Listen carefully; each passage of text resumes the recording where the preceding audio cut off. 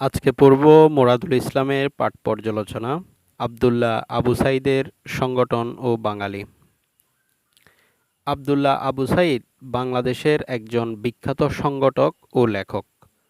বিশ্ব সাহিত্য কেন্দ্র নামক সফল প্রতিষ্ঠান তিনি তৈরি করেছেন।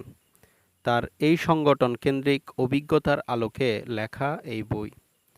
এখানে তিনি সাদা চোখে যা দেখেছেন এবং অনুভব করেছেন বাঙালি চরিত্র নিয়ে সেগুলোই লিখেছেন।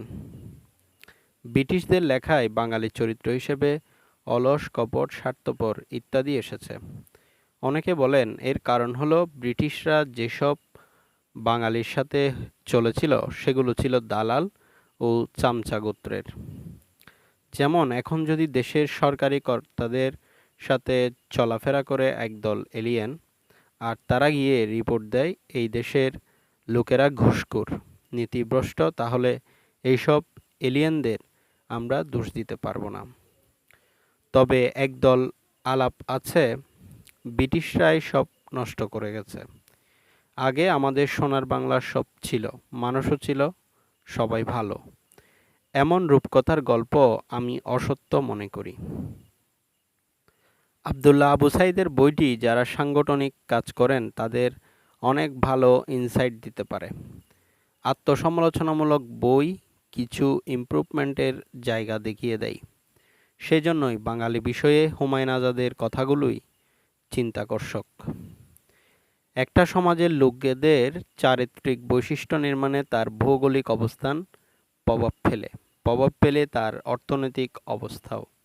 এছাড়া আরেক দিক থাকে সামগ্রিক মানব সাইকোলজির।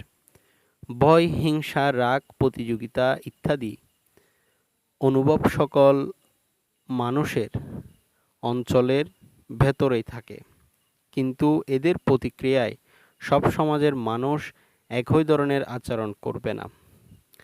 একবার বৈশ্বিক সততা মাপার পরীক্ষা করা হয়েছিল রাস্তায় টাকা ভর্তি মানিব্যাগ ফেলে। স্ক্যান্ডিনেভিয়ান দেশগুলোর বেশি মানুষ মানিব্যাগ পেয়ে ফিরিয়ে দিয়েছে। সে পরীক্ষায় সততার মাপকাঠিতে তারা ক্লাসের সেরা ছাত্র। কিন্তু এই ধরনের পরীক্ষা ত্রুটিপূর্ণ। সাধারণ মানুষের সততা এইভাবে মাপতে গেলে দেখতে হবে দুই দেশের লোকদের অর্থনৈতিক সামাজিক অবস্থা কাছাকাছি কিনা, সামাজিক নিরাপত্তা, ভাতা, চাকরি, বয়স্কদের সাহায্য, স্বাস্থ্য সাহায্য ইত্যাদি ইত্যাদি কাছাকাছি কিনা। তা না হলে এটি ভুল বিচার হয়। আবু সাইদের লেখা এই রকম দোষে দুষ্ট। বাঙালির স্বাস্থ্য খারাপ, এই দোষ তাদের দেবার আগে দেখতে হবে তাদের ক্রয় ক্ষমতা কেমন। সেই ক্রয় ক্ষমতা ভেতরে স্বাস্থ্যকর খাবার সরকার দিতে পারছে কিনা।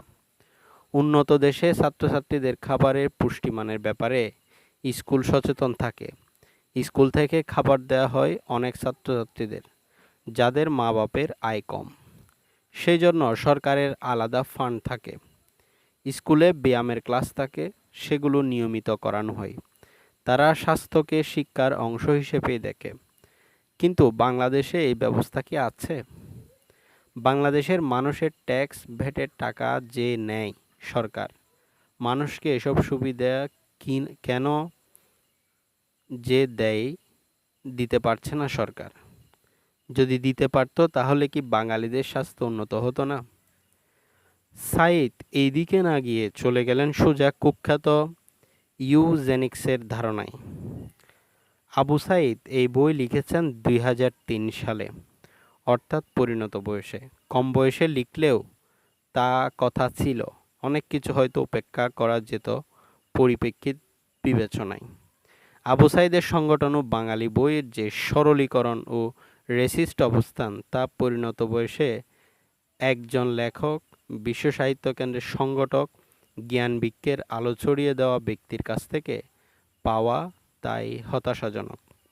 আবু সাইদ এক জায়গায় লিখেছেন বাঙালি চরমপন্থী, সোনালী মধ্যপন্থা তারা খুঁজে পায় না।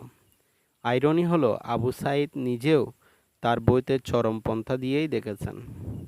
তার কথিত সোনালী মধ্যপন্থায় দৃষ্টি ও যুক্তি দিয়ে দেখতে ব্যর্থ হয়েছেন। বইটি এন্টারটেইনিং, মোটিভেশনাল, ইনসাইটফুল এই লাইনে কেউ গবেষণা করতে গেলে তার জন্য দরকারি, কারণ এমন বিষয়ে বই অপ্রতুল এই দেশে। কিন্তু আবু সাঈদের ব্যক্তিগত অবস্থান বিবেচনায় এবং বৃহত্তর দৃষ্টিভঙ্গিতে এই বইটি দুর্বল, সরলীকরণ ও আবেগের অতিশয্য দুষে দুষ্ট এবং রেসিস্ট।